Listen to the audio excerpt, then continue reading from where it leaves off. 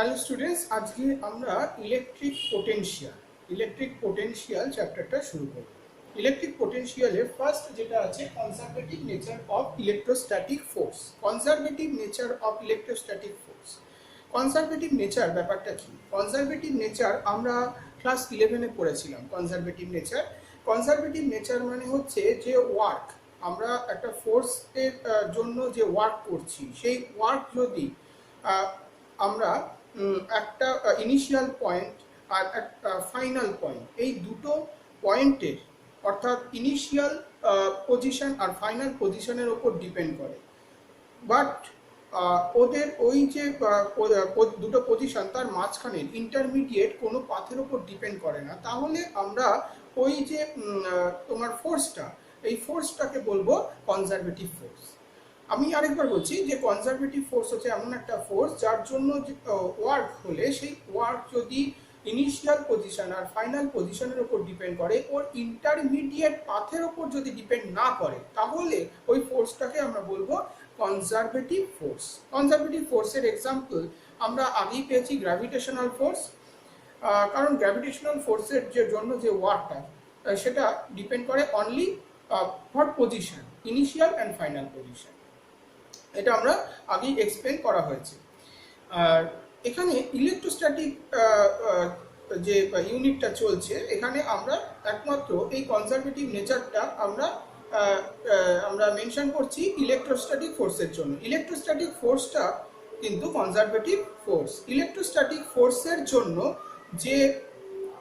যে ওয়ার্ক হচ্ছে, সেই ওয়ার্কটা অবশ্যই ইনিশিয়াল আর ফাইনাল পজিশনের উপর ডিপেন্ড করে।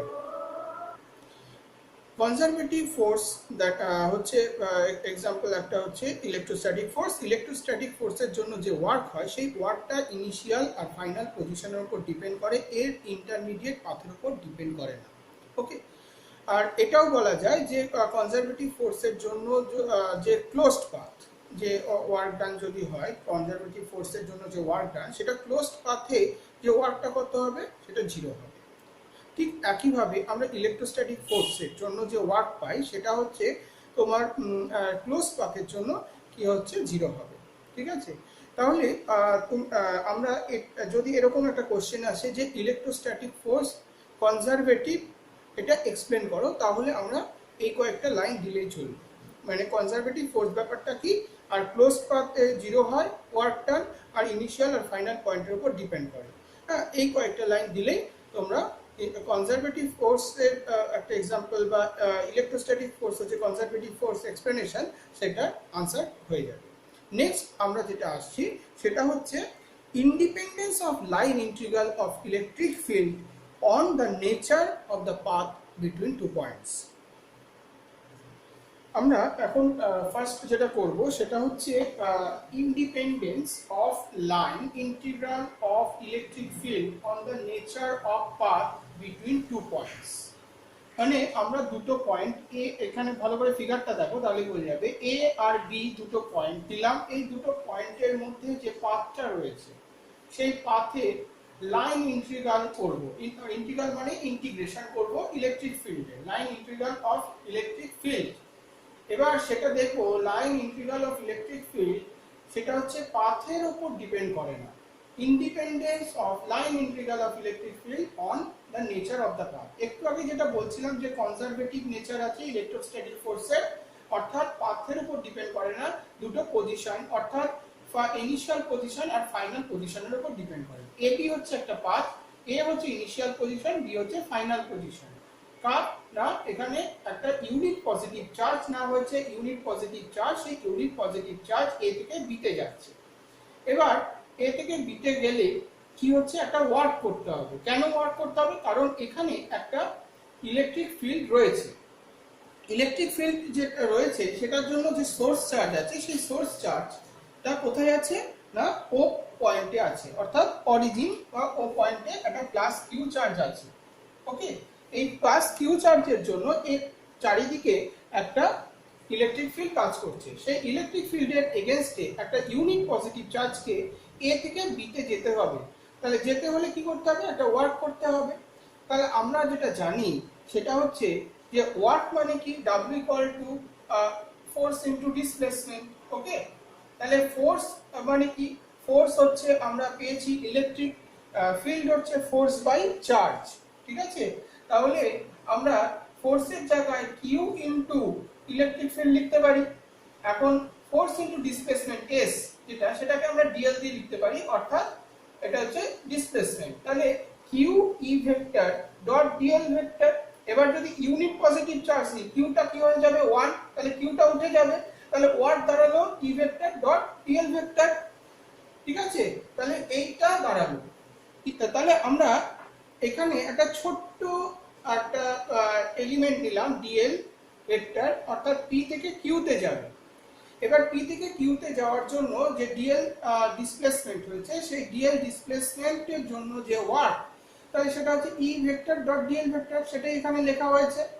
এবার যদি এরকম হয় ইউনিট পজিটিভ চার্জ পুরো পাথটা যাচ্ছে, অর্থাৎ এ পয়েন্ট থেকে বি পয়েন্টে যাচ্ছে, তাহলে পুরো পাথটা যতগুলো সেগমেন্টে, অর্থাৎ এইভাবে আমরা ডিভাইড করছিলাম প্রত্যেকটা ডিএল ডিএল করে, এটা ডিএল এটা ডিএল এটা ডিএল এটা ডিএল, তাহলে সব ডিএল গুলো একসাথে অর্থাৎ সাম করতে হবে, যোগ করতে হবে। তাহলে আমরা কি করব, ইন্টিগ্রেশন নেব। ই ভেক্টর ডট ডিএল ভেক্টরের আমরা ইন্টিগ্রেশন নিলাম, কোথা থেকে কোথায়, এ থেকে বি, এ থেকে বি পয়েন্টে নিলাম। তাহলে আমরা এটা কি বেরোলো, ওয়ার্ক বেরোলো। এ থেকে B integration E vector dot dl vector, এটা হয়ে গেল ওয়ার্ক।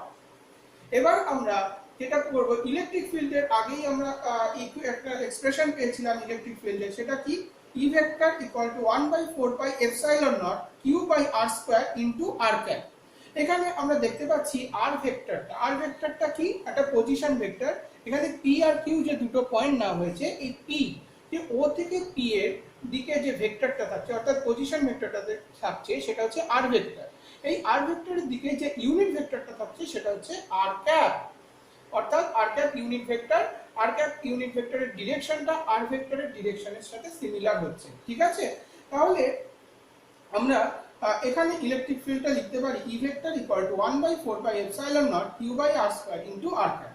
এবার আমরা E vector dot dl vector যেটা আছে ডট প্রোডাক্ট, সেখানে আমরা ই ভেক্টরের জায়গায় এই এক্সপ্রেশনটা বসিয়ে দিলাম, অর্থাৎ 1/4 pi epsilon not Q by R square into R cap. এটা ই ভেক্টরের জায়গায় বসিয়ে দিচ্ছি, ডট ডিএল করে দিলাম। এবার দেখো যে এটা হচ্ছে 1/4 pi epsilon not Q by R square, এটা কনস্ট্যান্ট, এটা আমরা লেফট হ্যান্ড সাইডে নিয়ে নিলাম। এবার যেটা হচ্ছে আর ক্যাপ ডট ডিএল ভেক্টর, অর্থাৎ ডট প্রোডাক্টটা করা হচ্ছে। আর ক্যাপের ম্যাগনিটিউড যেটা, অর্থাৎ ভ্যালু, সেটা হচ্ছে 1, ডিএল ভেক্টর ম্যাগনিটিউড ডিএল, আর এদের মধ্যে যে অ্যাঙ্গেল সেটা হচ্ছে cos থিটা নিলাম, তাহলে হয়ে গেল cos থিটা। তাহলে এই যে আমরা ডিএল এটা আছে, আর এই যে আর ভেক্টর ডিরেকশন, এই যে অ্যাঙ্গেলটা আমরা নিয়েছি ডিএল আর আর এর মধ্যে, এটা হচ্ছে থিটা। অর্থাৎ এই যে অ্যাঙ্গেলটা নিয়েছি, এটা ডিএল এটা আর ভেক্টর, তাহলে এটা হচ্ছে অ্যাঙ্গেল, তাহলে এটাই হয়ে যাচ্ছে থিটা অ্যাঙ্গেল। ওকে, তাহলে আমরা E vector dot dl vector আমরা পেলাম এই এক্সপ্রেশন। এবার দেখো আমরা যে কি স্টেপ করছি, এই অবধি তো আমরা শিখেছি। এবার এরপর দেখো এই স্টেপটা চলে আসছে, E vector dot dl vector, তাহলে 1/4 পাই এপসাইলন নট যেরকম আছে Q by R square dl cos theta, এইভাবে আমরা লেখা হলো। এইবার আমরা এখানে দেখো আমরা এই ফিগারটাতে চলে আসছি। এই ফিগারে আমরা এখানে পি পয়েন্ট এটা, কিউ পয়েন্ট এটা, আর তোমার এখানে একটা এন পয়েন্ট দিলাম। এখানে একটা, এটা পি এটা এন, মানে এই পয়েন্টটা হচ্ছে এন, এই পয়েন্টটা পি, এটা কিউ। তাহলে PN equal to P Q cos theta লেখা যায়। এটা ভালো করে দেখো, এটা হচ্ছে পারপেন্ডিকুলার, এন কিউ হচ্ছে পারপেন্ডিকুলার, ঠিক আছে, এটা হচ্ছে থিটা। এবার তাহলে এন কিউ যেটা পারপেন্ডিকুলার, আর তাহলে পিএন হচ্ছে কি বেস, আর পি কিউ হচ্ছে হাইপোটেনিউস। তাহলে পিএন বাই পি কিউ, অর্থাৎ পিএন হচ্ছে বেস, পি কিউ হচ্ছে হাইপোটেনিউস। পিএন হচ্ছে বেস, এন কিউ হচ্ছে তোমার পারপেন্ডিকুলার, আর পি কিউ হচ্ছে তোমার হাইপোটেনিউস। তাহলে পিএন বাই পি কিউ হচ্ছে cos থিটা। ঠিক আছে, তাহলে PN equal to P Q cos theta, PN equal to P Q cos theta দাঁড়াচ্ছে। পি কিউ ইকুয়াল টু তাহলে dl, P Q equal to dl, তাহলে dl cos theta. ঠিক আছে, dl cos theta হলো। তাহলে dl cos theta equal to কি dr, dl cos theta হচ্ছে dr. এবার E vector dot dl vector equal two আমরা কি লিখতে পারি 1/4 pi epsilon not Q by R square, এখান থেকে আমরা লিখতে পারি। এবার ডিএল কস থিটার জায়গায় আমরা ডিআর লিখে দিচ্ছি, ঠিক আছে। ডিআর আমরা পেয়েছি এখানে এই যে ডিএল, এটা ডিএল কস থিটা এখানে যখন আমরা করছি তাহলে এখানে পিএন, পিএনটা হচ্ছে তোমার ডিআর আর পিকিউ হচ্ছে ডিএল, অর্থাৎ এটা হচ্ছে ডিআর পাচ্ছি, এটা হচ্ছে ডিএল পাচ্ছি। পিএন হচ্ছে ডিআর, পিকিউ হচ্ছে ডিএল। তাহলে dr equal to dq, sorry dr equal to dl cos theta, সেটাই এখানে লেখা হয়েছে। এইবার আমরা E vector dot dl vector করছি, তাহলে এখানে আমরা এটাই বসিয়ে দিচ্ছি এই অবধি, আর ডিএল কস থিটার জায়গায় ডিআর বসিয়ে দিচ্ছি। এবার আমরা পুরো পাথের জন্য ইন্টিগ্রেশন করছিলাম যে A to B integration E vector dot dl vector. এবার ই ভেক্টরের জায়গায় আমরা এই পুরোটা বসিয়ে দিলাম, ওকে। আর ডিএল ভেক্টরের জায়গায় আমরা ডিআর ডিআর তোমার ই ডট ডিএল এর জায়গায় পুরো এটা বসিয়ে দিলাম। এইবার আমরা 1/4 পাই এপসাইলন নট যেটা, সেটা হচ্ছে কনস্ট্যান্ট, কিউ কনস্ট্যান্ট, এবার আরটা হচ্ছে ভ্যারিয়েবল। তাহলে এখানে দাঁড়াচ্ছে হচ্ছে ইন্টিগ্রেশন এ টু বি, এখানে আর স্কয়ার ছিল, উপরে উঠলে r to the power -2 into dr। এবার r টু দি পাওয়ার -2 যে ইন্টিগ্রেশন করতে হবে, তাহলে সেটা কি হবে, তাহলে সেটা হচ্ছে 1/4 পাই এপসাইলন নট, ঠিক আছে, ইনটু এটা কিউ ছিল উপরে। এবার r টু দি পাওয়ার -2 এর ইন্টিগ্রেশন করলে কি দাঁড়ায়, r to the power -2 plus 1 divided by r to the power -2 plus, sorry r to the power -2 plus 1 divided by -2 plus 1, ঠিক আছে। তাহলে কি দাঁড়ালো q by 4 pi epsilon naught r to the power -1 by -1, ঠিক আছে। তাহলে এখান থেকে আমরা কি পাচ্ছি, এখানে লিমিট বসাতে হবে, আর এর লিমিট নিচে হচ্ছে আর এ, উপরে হচ্ছে আর বি। তাহলে এখানে integration A to B E vector dot dl vector এখানে কি হলো দেখো, তাহলে Q by 4 pi epsilon naught, এটা যেটা ছিল সেটা, তারপরে এখানে আসছে এখানে নিচে নামিয়ে দাও -1/r হচ্ছে এটা আর বি বাই আর এ। তাহলে Q by 4 pi epsilon naught, এখান থেকে আমরা কি পাচ্ছি, প্রথমে আর বি বসাই, তাহলে কি হচ্ছে -1/rb minus of minus, minus of minus 1/ra, এটা আমরা পেলাম।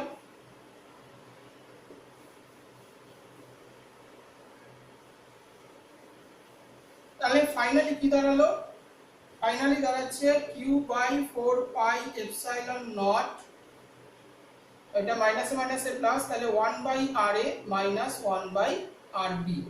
অর্থাৎ দেখা যাচ্ছে কি যে ই ভেক্টর ডট ডিএল ভেক্টর এর ইন্টিগ্রেশন এ টু বি, অর্থাৎ এখানে যে ওয়ার্ড, সেই ওয়ার্ড ডিপেন্ড করছে শুধুমাত্র RA এন্ড RB, অর্থাৎ পজিশন ভেক্টর দুটোর উপর। এ পয়েন্টের ইনিশিয়াল পয়েন্টের পজিশন ভেক্টর RA, ফাইনাল পয়েন্টের পজিশন ভেক্টর RB এর উপর, কিন্তু এই A আর B অর্থাৎ ইনিশিয়াল আর ফাইনাল পজিশনের মধ্যে যে ইন্টারমিডিয়েট পাথ তার উপর ডিপেন্ড করছে না। অর্থাৎ আমরা এখান থেকেই বলতে পারি যে ইলেকট্রোস্ট্যাটিক ফোর্সের জন্য যে ওয়ার্ক ডান বা ইলেকট্রিক ফিল্ডের লাইন ইন্টিগ্রেশন, এটা হচ্ছে কনজারভেটিভ।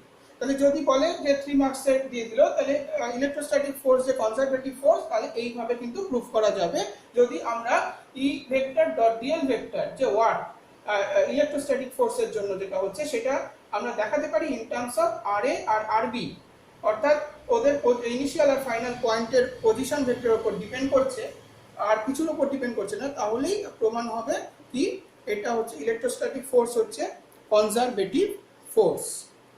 থ্যাংক ইউ স্টুডেন্টস, আজকের মতো এখানেই শেষ। Thank you.